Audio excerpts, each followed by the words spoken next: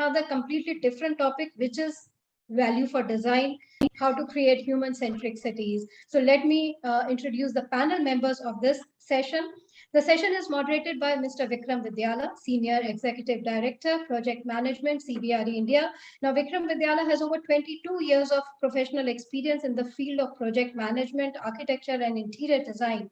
And his responsibilities include P&L for South India, National Initiative Leader for Growth of Interior Design, Independent Commissioning and Design Advisory, as well as Management Services, and EPIC Initiative Leader for Growth of industrial and logistics sector. So a varied experience. I welcome our moderator of the session, Mr. Vikram Vidyala.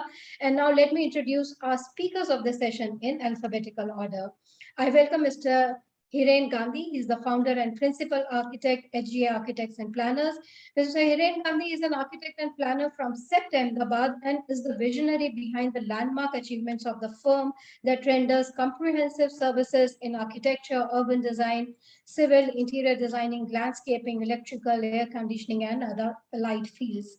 Our next panel member, Mr. Jagrat Patel, founder, partner, and principal architect, Jagrat and Partner. Jagrat believes in building spaces like a melodious symphony.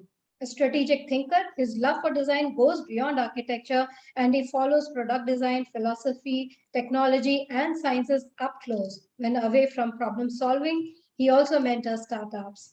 Our next very eminent panel member is architect Parul Zaveri, who is the principal architect from Abhikram. Parul Zaveri is an architect from CEPT Ahmedabad in 1978, and she also did urban settlement design in developing countries program at MIT Cambridge, also pursued alternative technologies and use of solar energies and recycling course at Arcosanti and at Cosanti Foundations with architect philosopher Paulo Soleri in Arizona, USA. She's a visiting faculty at School of Interior Design, CEPT University, and National Institute of Design, Ahmedabad.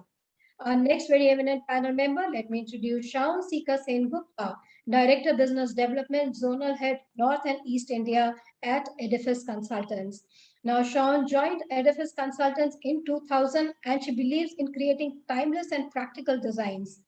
She integrates clients' briefs across diverse domains with research, innovation, and design thinking, and with over 2 decades of experience across many widely acclaimed award-winning projects, her forte is designing sustainable buildings and interiors. So this is our eminent panel. Let me now hand it over to Vikram to moderate this session. Yeah, thank you, Sapna. Sound check. I hope I'm audible. Yes. Thank you, Sapna. So good evening, everyone. I'm glad to be a part of this Reality Plus Conclave, Gujarat, and would like to thank you all for joining us. Since afternoon, we have had some interesting views and thoughts through the other panel discussions. We've had, rebooting Gujarat's residential reality, reimagining commercial properties, roadmap in the new normal, all engaging sessions, good ideas, a lot learned from the discussions that happen across all these topics. One cannot ignore the resiliency of the Indian real estate market. This conclave has been curated to celebrate resiliency and sustenance as the very fabric of our ecosystem. And then with all the evolution expected in the real estate market, due to the impact of COVID-19 pandemic, there are several opportunities that are, surfacing. And consolidation. And, if that is the case, I would also like to understand that. Sorry about that. And then India is well poised to be a leading example for others to follow. I'm just setting the context, with all the shifts that are expected in the industry. What we hope to cover in this session is how, through design, the future of cities, buildings, and infrastructure will shape up, and drive the sustainability and the growth of our ecosystem. So the topic that we will be, our eminent panelists would be covering the value for design, and creating human-centric stories. So essentially, Sapna has already introduced the panel. I'll straight away start with the first question to Mr. Hiren Gandhi. So Mr. Hiren, my first question to you would be, what does human-centric design approach for the cities mean to you? Would request if you could share your thoughts on that. Yes, surely. See, based on your questions, which you had sent earlier, I had prepared, sort of jotted down a few points, and I thought that it will be, I felt comfortable by enumerating those points. So let's start with this. That what is a human-centric design? That means humans, not cars or not the vehicles, are the center of the design. That means we have pedestrian walkways, we have connectivity now. There are cities which are being planned 15-minute city, as they call. So all those cities are walkable. Secondly, cities which are socially and culturally vibrant, because people are there in the cities because they want to socially grow. They want to also culturally interact with various people. Cities which allow people to grow, pursue their dreams. Am I audible and is my screen seen? Yes. Yes. Yeah, okay. Allow pursue dreams, which are elderly, disabled, children. So this is what human-centric city is. That there are no sections of cities which are not taken care. Cities which are made with citizens' participation. See, this is a very important aspect. As we know, when 9/11 was to be rebuilt, there was a big debate in New York. How 9/11, those two towers should be built. So cities which are made with citizens' participation. And then, of course, so when we talk of all these, in 2021, this EIU has shortlisted world's 10 most livable cities, And as you can see, New Zealand has 2, Australia has almost 1, 2, 3, 4 cities, Switzerland has 2 cities, and Japan has 2 cities. So in this context, next, in this context, what is that? In this context, when we talk of the sustainable cities, we have to see the UN Charter of the Sustainability. What is meant by sustainability? So these are the 17 programs which UN has, and which is, no poverty, zero hunger, good health and well-being, quality education, gender equality, so and so. I mean, you can read all this, decent work and economic growth.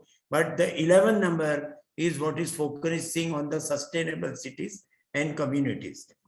So let us see what the sustainability city it says next. So it says the goal 11 of the UN is make cities inclusive, safe, resilient, and sustainable. So once we make the cities, all these which I pointed out, that which is inclusive, which is safe for people, which is resilient, and which is, it will automatically become the cities for human-centric cities, And then in the international, this thing, there are these kinds of 10 top urban innovations which are taking place, because the urban, there is always a shortage of space. So reprogrammable space, WaterNet and Internet of Pipes, adopt a tree through your social network, augmented humans, the next generation of mobility. As we know, a lot of new lot of different ways people are getting mobile. Generating, co-heating, co-cooling. The sharing city, unleashing a spare capacity. Mobility on demand. Did we ever think of the Uber, earlier? So model and revisited. Infrastructure or social integration. Smart array. We also have the smart city mission and urban farming. Now, a lot of urban farming is happening, including vertical vegetation. So these are the different. Which is the next? Next. Oh, you are doing it. Okay. I thought that we are doing it. Anyway, so when we talk of the cities for the people, I wanted to show this. Probably this side is getting cut slightly in the view, but this is the World Heritage Site in Bologna city in Italy. And I mean, I was amazed to read that 62 kilometers of stretch, they have it as porticos or walkways. And mind well, these porticos are a private domain. On the upper floor, there is a, somebody's office or somebody's house is there. The lower floor is given for the people. And these are walkable streets. And as you can see the plaza, in between. So if you have the cities which are for the people, meant for walking, and which are, to the scale, which is to the human scale, then I think the city will become human centric. Next. Yeah, and of course, then there is a question of housing, and this is the classic image which Charles Correa sir always used to show, that this is a house, a lady living inside this pipe actually. So this also is a reality, that when we talk of the human centric, what do we really lay our emphasis on? So these are the people, because a lot of people are living also in the slums, and this type of housing, you can see this lady making her child getting ready to go to the school actually. Next. And then you have a lot of our pavement dwellers, and we always read that somebody got run over by a car. So this is the reality of the Indian cities. And even when we see internationally, next. This is the cage homes in Hong Kong. In a city like Hong Kong, how the people are living. Well, I mean, this one cage is their house. They have all the belonging inside. Next.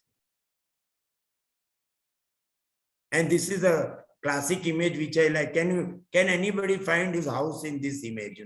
This is the kind of city, and India is, I think, also posing to develop these kinds of monstrous housing. This thing. As you can see, there is no identity. So there is no human consideration in this. It is just a floor over floor built, and but this is the reality. Yeah. So I think that's about it. I think I've taken more time than what was I think required. What was I was given. I think, yeah. Thank you for those views. It's we do get that we covered the most important aspect of the cities, which are people, and how to make the cities more people-centric. So just can you speak, on, Mr. Vikram? Can you speak slightly louder, because your voice is slightly getting cracked or not coming that much clear. All right. Yeah, am I audible to the others? Yeah, now I'm fine. Now it's okay. Yeah. All right. Slightly louder. Yeah. Sure. Thanks a lot. So thank you for those views, Mr. Gandhi. Just moving on, my next question is to Ms. Parul Zaveri. So what challenges should planners consider, prioritizing while designing the, or design of cities?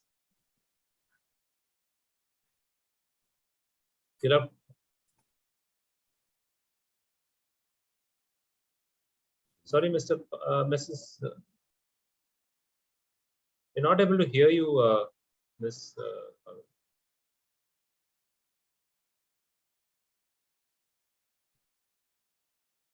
You hear me now? Now we can, yes. Okay, fine.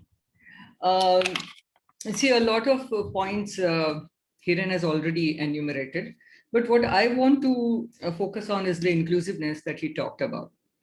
And when planners design, we generally tend to follow all the Western ways of designing our cities, and we have continued to do that ever since the British came. And we have not changed that to a great extent. And as the city expands, all the master plans tend to engulf the villages and really squeeze the life out of them. These were all vibrant villages, and you engulf them and kill them, basically, in the hopes that developers and everyone and the planning people give and the government gives is that, the value of their property will go up, their opportunities will go up. Yes, all that goes up, but their life is gone. the vibrant life that they had is gone. So the way we have to look at it is, how do you expand the villages? How do you keep the character of those villages and then do your planning? It's a difficult thing to do. No one says it's easy. But unless we move out onto that, we are not going to really create, because then eventually these villages become slums. They deteriorate. In planning, there is no thought given to how are you going to conserve it from the beginning. Only when you're looking for UNESCO heritage tag that you start conserving your city. And even that, we fail miserably in that. And instead of expanding and continuously expanding, why aren't we not concentrating on making that city more livable and expand, revive those houses? And we always had what do you say? Sorry, I talked to you about it earlier, but we have always mixed housing, mixed land use, as well as mixed income group interacting. And now internationally, they are going towards that, because you have to support each other. And you cannot have, and pandemic has taught us that you cannot have your workplace far away from where you live. And this is not as the scientists and everyone says, that this is not the first pandemic. There'll be more coming and they'll be more severe. So are we looking at that, or we are only looking at 2,000 crore business and 3,000 crore scaling up your businesses? But in what way? Just last few minutes that I was listening to all of them, it's scaling up of businesses. Are we scaling up of life? When are we going to talk of scaling up the lives? Not businesses alone. If you scale up the life, the business will grow. That was my major concern. And you have to be inclusive of all the factions of the society. You keep on building multi-storied buildings, and you do multi-storied buildings for poor people, low-income people.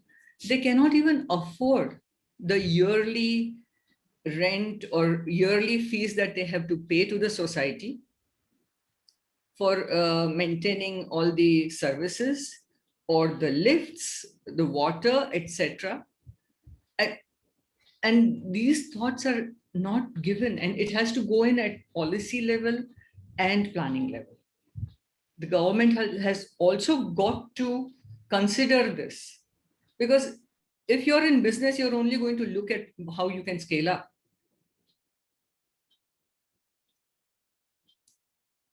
Even though they are ethical businesses, they are giving a lot of facilities. You can see that, but that is for upper income, middle income, upper middle income, and higher income. You don't see that happening at lower income level. And that will have to come into this planning consideration. And I'm very serious about how you can make a network of villages that they grow and not expand the cities. The minute you provide all the services that you require at the village level, our villages are 2, 3, 5 kilometers from each other. If you create a network where the green land is there, where the farm is there, and yet you have enough opportunities to work as well as interact. Why do people go to cities? For opportunities? Opportunities of learning, opportunities of business, and opportunities for better life. If you can create that in the villages, in the conglomeration of the villages, how many people would want to migrate? You will reduce migration. And the cost of bringing, as long as you don't keep expanding, and even when you expand, if there are these green spaces left in between, where you can grow vegetables, you have your dairies, etc., then whatever we saw during the pandemic will not happen. That's it. Yeah. I've run Profound out. thoughts. Profound thoughts, Ms. Parul, thank you for sharing that. So the real question that is staring is, yes, everybody wants to grow. There is money to be made, whether it's the developers or occupiers and the general population. But whether at what cost? Obviously, it has to be sustainable. I think that's the question staring everyone, including the state and the people. So, and obviously, I think the pandemic has definitely made everyone think. You spoke about how villages can be made more vibrant and provide opportunities. So basically export opportunities from cities to villages to make it sustainable. Interesting thoughts. I think a lot of work to be done there. So just taking on my next question on the same lines to Sean.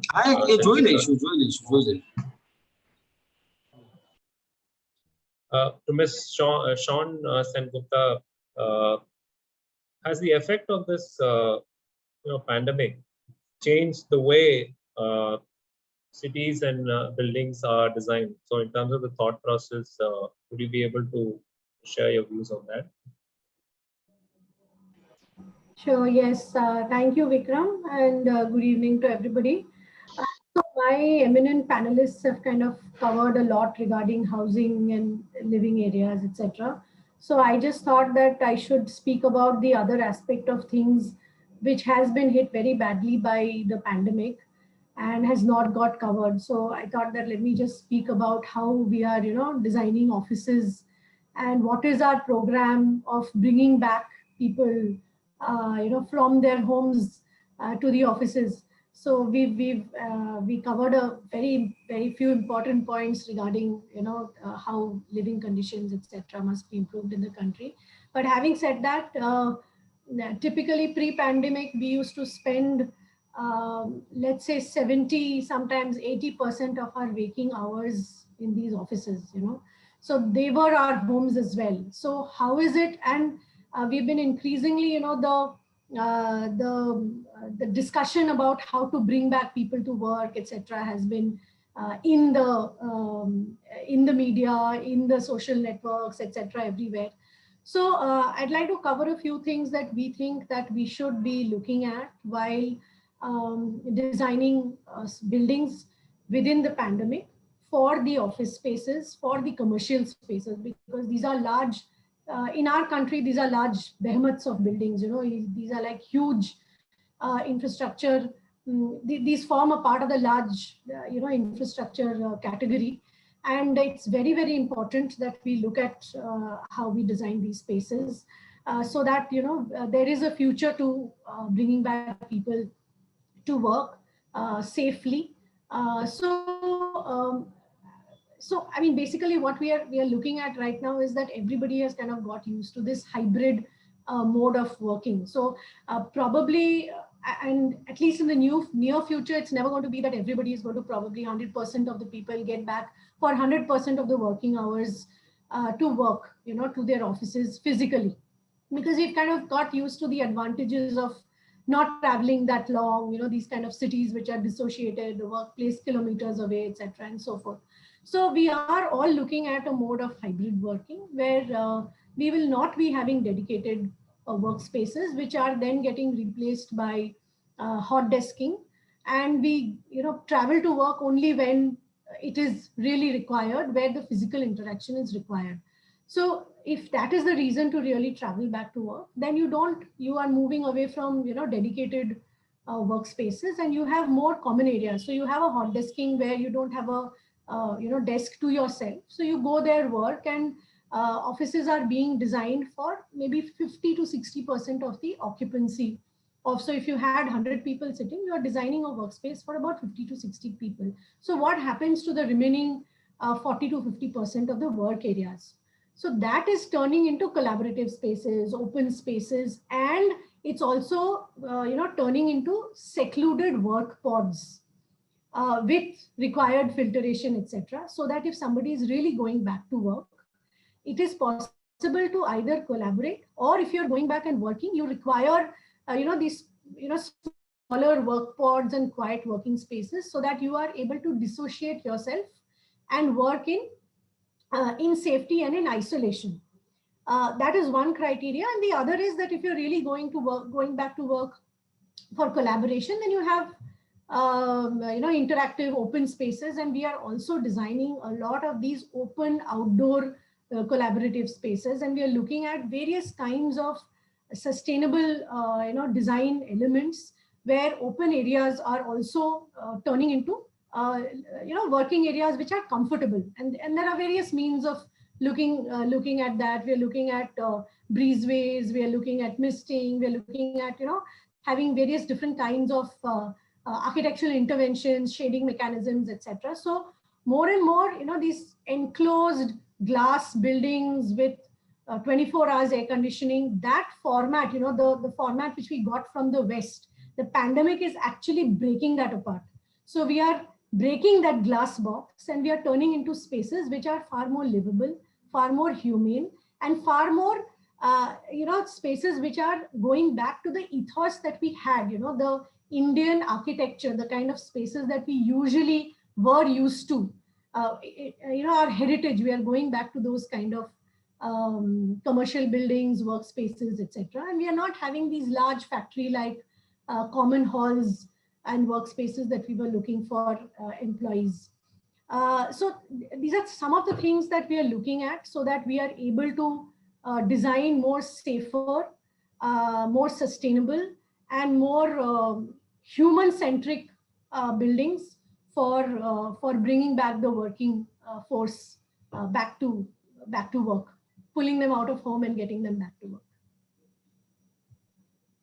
Thank you, Sean. A new light on the offices. What we hear from you and what you're saying is that offices, the definition of offices have changed. Where office used to be a place where work gets done. But from there, you're saying which offices are going to be transformed into places where people would actually only have to go there to collaborate, meet, and and grow that. So interesting thought. What it also does is that it brings an interesting light to what Ms. Parul Zaveri was also mentioning, that to be able to, now that the limitation of, making people work from offices are not there anymore. And people have the option to actually, this is an opportunity for us to look at making the so-called, villages more sustainable and bring that character. And that's something that's food for thought for planners and designers and also the policy makers. Now that this new normal contains or limits the number of days that people spend in the offices, I think a lot of the challenges around commuting to work, which in turn results in pollution, etc. All that has can change. There's an opportunity that we can make use of.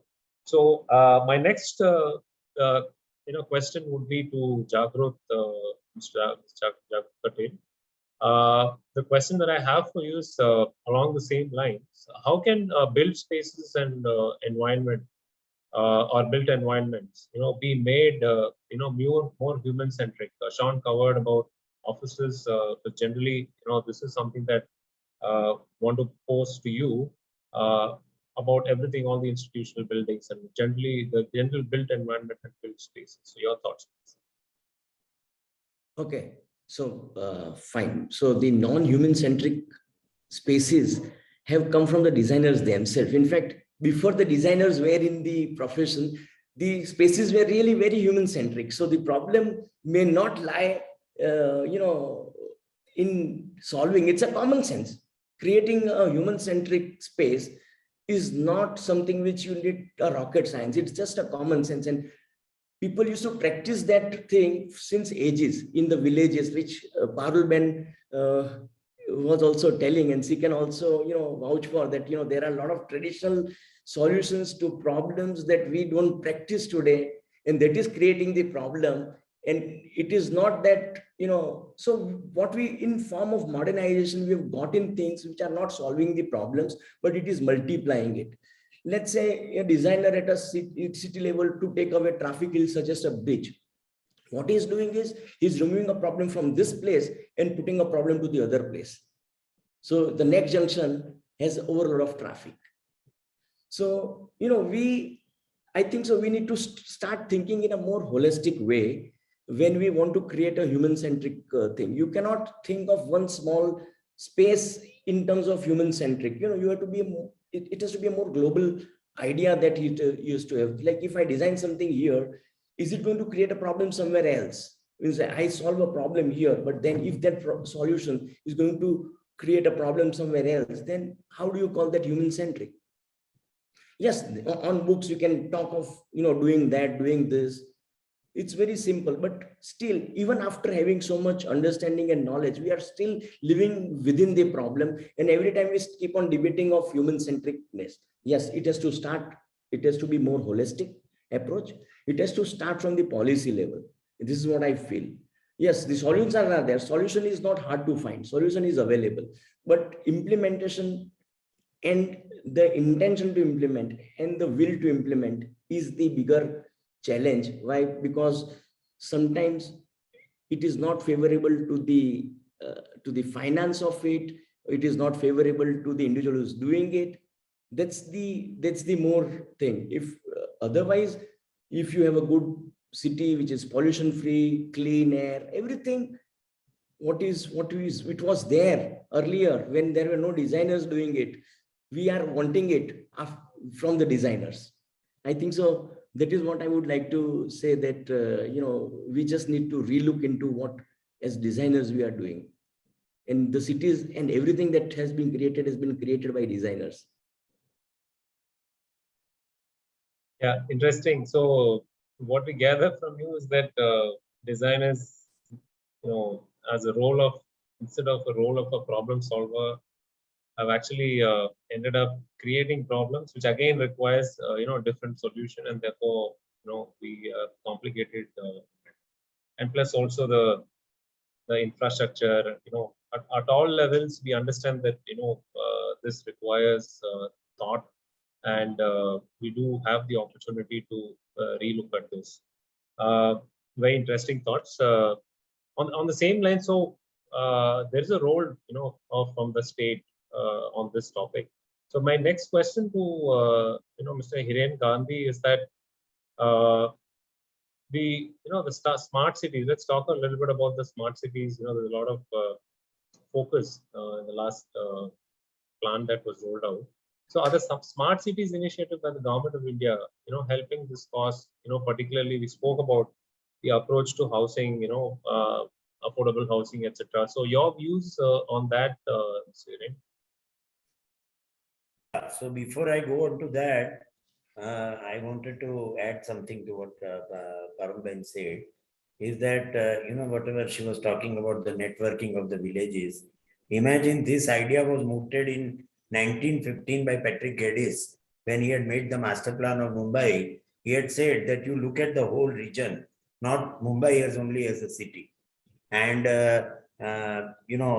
what he had developed as a concept of conurbation, what he called as, that you look at the whole thing in a regional way and think of the development of all those satellite and village towns, which are around. And the other thing is also, we have so many gantals within our city, and look at the condition of those gantals. I mean, those are totally neglected lots. And it is not that people are not staying there. They have been overrun by the vehicles and all sorts of problems they are having. And but they are still existing. So that is what. So if in the regional planning, if the proper attention is paid to, I would extend that village thing to the satellite towns. So if those satellite towns are developed, and now like what Sean was talking, that now you see what has happened is that you need not be in the office to do the work. You can still do your work sitting at some place, and this kind of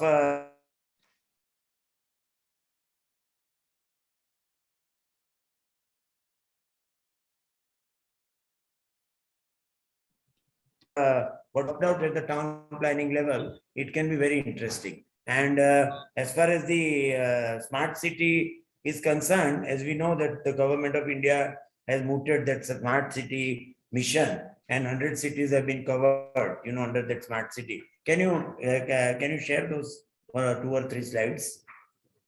So what is the smart city which they have defined, smart city mission? Mr. Vikram, you can do that. I had sent, you are able to hear me? Yeah, we can. And I've already shared. Or should I project them? I've already shared the screen. Is it visible to you all? No, at least I am not able to see. Let me. Yes, it is visible. It was visible. It was visible. I can't see now. That yeah, now it's there.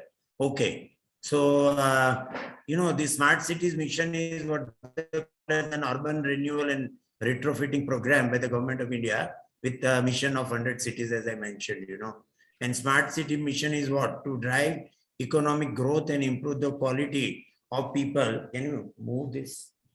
I mean, that photographs are, our pictures are overlapping the written text. Yeah. Life of the people by enabling local area development and harnessing technology that leads to smart outcomes and ensure that these cities are livable, inclusive, again, sustainable, and have thriving economies that offer multiple opportunities to people to pursue their diverse interests. Smart cities are cities that work for people. So again, this human-centric is very much in the smart cities, and I mean, this is the next, and this is that other slide which is showing that which are the smart solutions which they have thought. They have thought of the e-governance and the citizen services, that is public information, grievances redressal, electronic service delivery, citizen engagement, citizens' eyes and ears, video crime monitoring, waste management. In that, I mean, it is to make the infrastructure smart, I mean, in short. So waste management, waste to energy and fuel, waste to compost, waste water to be treated, recycling and reduction of C&D waste, water management, smart meters and management. Now Singapore, say for example, which is truly a smart city, is that it has got all water meters installed in each and every household, leakage identification, preventive maintenance, water quality monitoring, then energy management. As we know, cities are what is guzzling, the energy. So smart meters and management, renewable sources of energy efficient and green buildings. So green buildings is like for all architects like us, that is a very favorite subject, So, and then urban mobility. Any city is not smart without having a smart mobility. So smart parking, intelligent, and what Sean was mentioning, I also wanted to mention about the usage of spaces in a dual fashion, like we have seen in the pandemic time that the stadiums getting converted into hospitals actually. So had anybody thought of such a thing? So smart usage of spaces is also very important because there is always shortage of space, So I'm audible, right? Am I audible? Yes, you are. Yes, you are. Yeah, okay, fine. Intelligent and traffic management, integrated multimodal transport. As we know now, all multimodal transport hubs are coming up, and telemedicine, others are telemedicine and teleeducation, incubation. Now, I mean, in the pandemic now, we have learned now, my wife is ordering even vegetables, everything through, this internet and all that. So we have learned new ways, right? So telemedicine and tele-education, incubation, trade facilitation centers, skill development centers. So this is what they have enumerated as a smart solutions. And coming to its implementation part, I mean, what I understand, since I teach this subject, so from 2015 to 2019, the smart city mission was to be accomplished.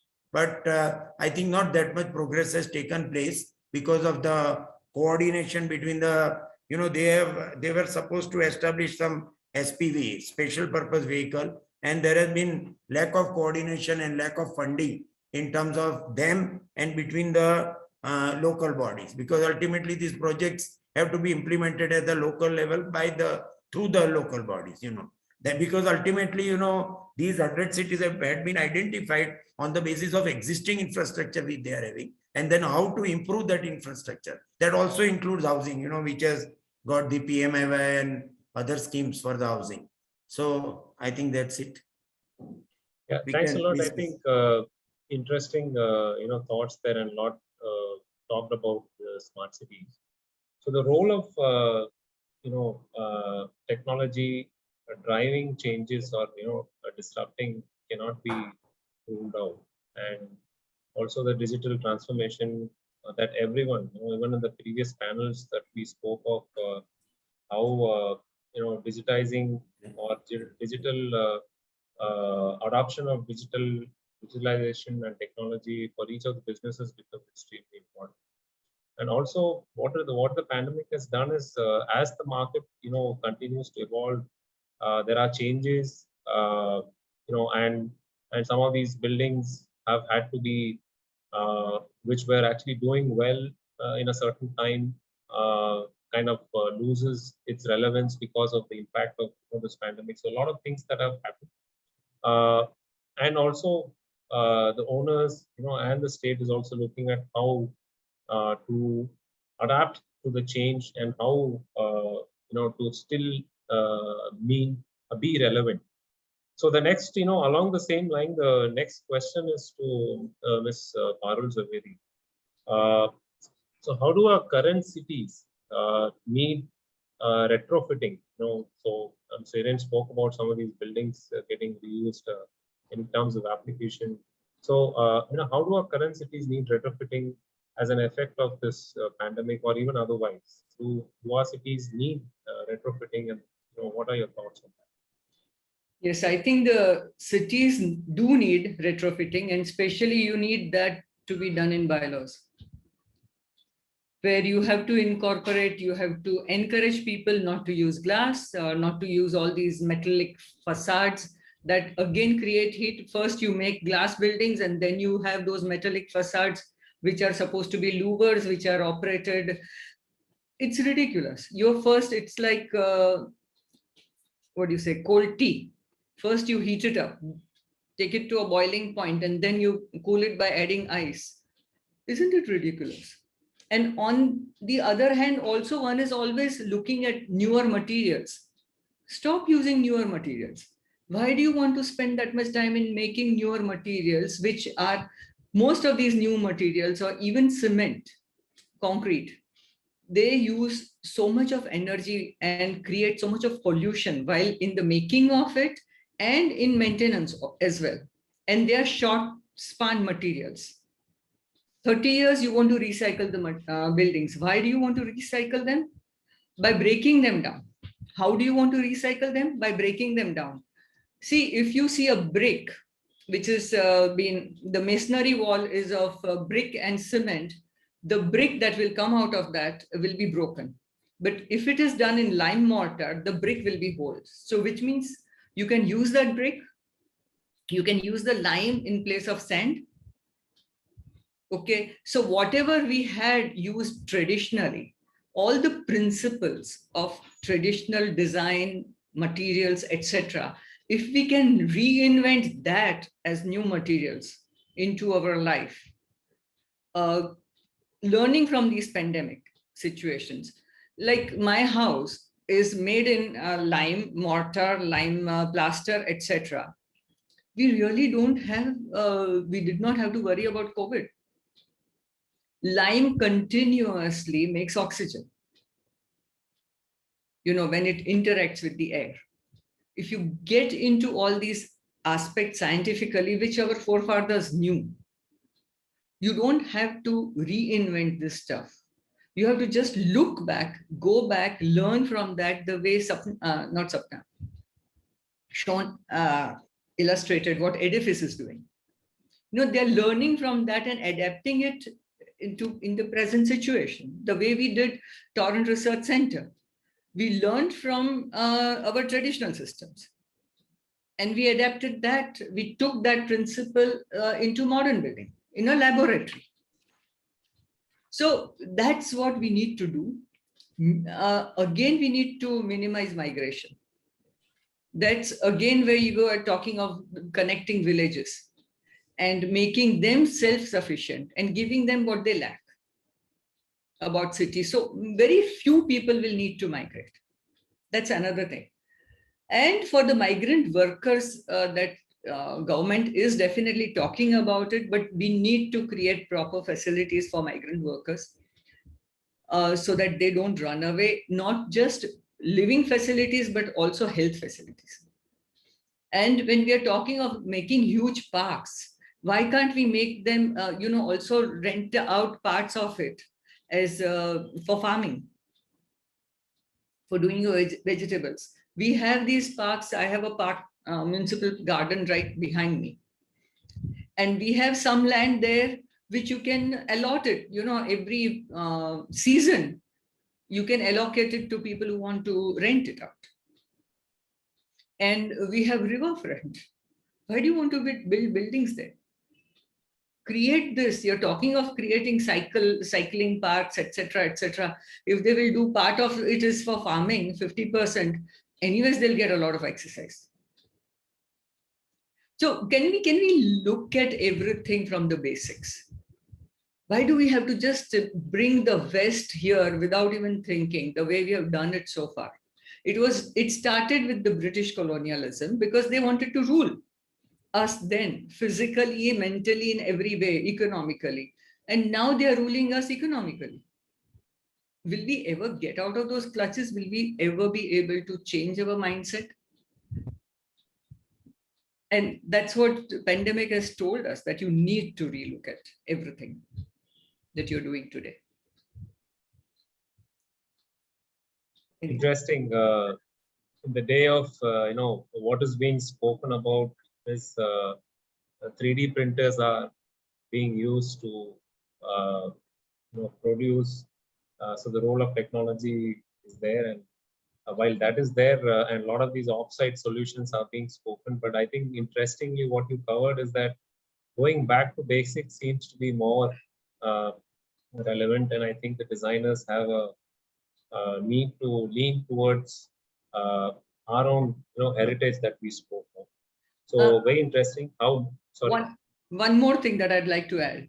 Ridiculously, ever since last year, I've been a part of lots of webinars where people are talking of, because you need new technology, you need prefab units. That's correct. We have so many people, the countries that don't have manpower, they need prefabricated stuff. We need to use our people. Otherwise, on one hand, you're creating poverty, and then the kind of things that they have in Colombia and other places where people are revolting, we will see that here if you don't attend to that aspect. Yeah, absolutely. So yeah, that's what I was trying to. So my takeaway, based on what you spoke of, like I said, the age that we are in, or the times that we are in, solutions like 3D printers and all basically moving offsite, more of offsite solutions where things get pre-done, pre-cast, and all of that. When we have demographics is actually what is our strength, and being able to get our people to work on stuff, and getting back to basics. How do we engage? How do we make it inclusive? And recycling is something is not new to us. We've always been, as a culture, as a race, that we've always been used to recycling. These are things that definitely profound thoughts again. Everyone involved, from the policy makers to designers, everybody has a role here in terms of how to use materials. How can we make more sustainable solutions for everyone? Yeah, like I said, it's engaging thoughts. But again, just putting the spotlight back to the digital and digitalization and technological aspects. So my next question to Sean would be, what, according to you, Sean, is the role of the digital transformation in making buildings more sustainable and scalable? We spoke of various ways in which this is being done, but would like to know your views and thoughts on this. Yeah. So thanks, Vikram. So we spoke, and Parul ma'am also covered a lot of aspects on how we should look at sustainable methodologies which are traditional to us in terms of, building infrastructure, building design, city design, etc. The challenge that we have in our country is that because of the sheer numbers that we have here, everything is, scaled up to a certain level. So we are looking at very large, so you have very large floor plate offices, you have towers, residential, which Mr. Gandhi was also earlier showing some images, of residential towers, which are like mammoth, they're like walls. Okay, so the space is a constraint, and the population explosion is a pressure on all of us architects to, create infrastructure which is sustainable, which is livable. But when we are scaling up in numbers because of the, the sheer population pressure and requirements of larger infrastructure buildings, technology is the only thing that, we can go back to, because humanly it is not possible for us to, kind of preempt what the various aspects of, there are hundreds of things which are, affecting a certain design. So if we are doing it manually, it is extremely, it is very difficult, it is time consuming, and it is impossible to be pat-on correct. So technology is something which we are having to use again and again to be sure that we are right, because we cannot, like they say, once you've made a building, you can't do anything about it. I mean, and the height that the buildings are today, you can't even make creepers on it. So we then live with it. We live with it for 100 years, 150 years. So you have to be correct. So how do you ensure that you're absolutely correct on the assumptions you've made, based on the solutions that you're providing? So technology really helps us, to ensure that things are absolutely right. So we have been using in Edifice technology a lot, because we are a large format firm who is doing a lot of, while we do niche projects, typically our projects are, large projects which encompass millions of, square feet, etc. So technology today can be really used in an integrated manner to ensure that the buildings are right. It can also optimize real estate, because what happens is, like ma'am was also explaining, that you use concrete, you use high-rise buildings, and you are affecting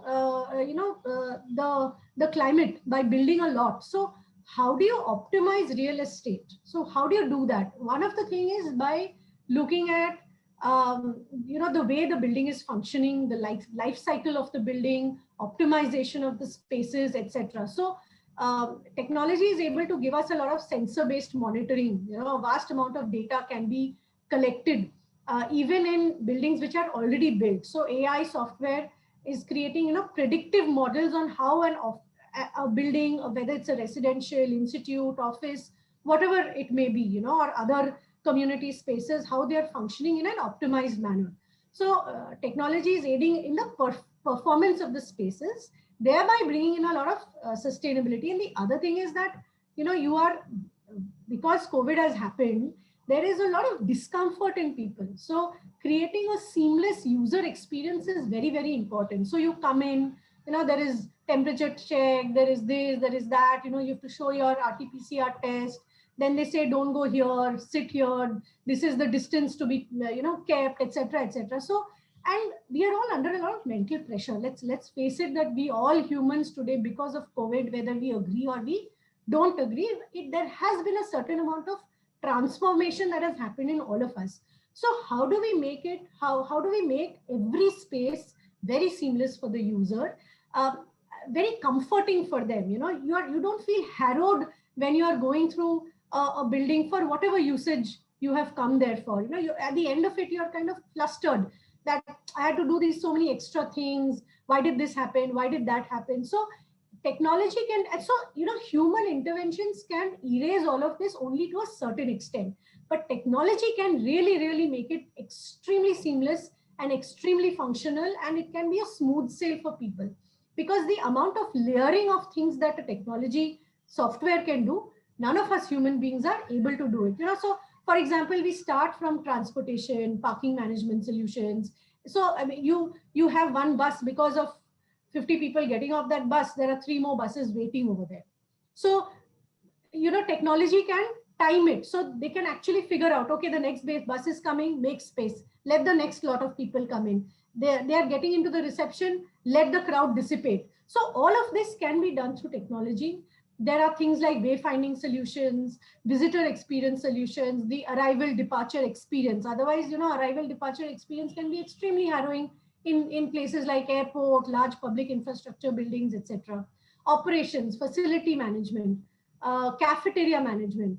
Then you look at things like occupant heat mapping, tracking and crowd management systems, maintenance, building management systems. All of this, AI and technology really helps us layer all of this, put together, process the information and give actionables to us human beings that, if you do this, this will happen and this is the result.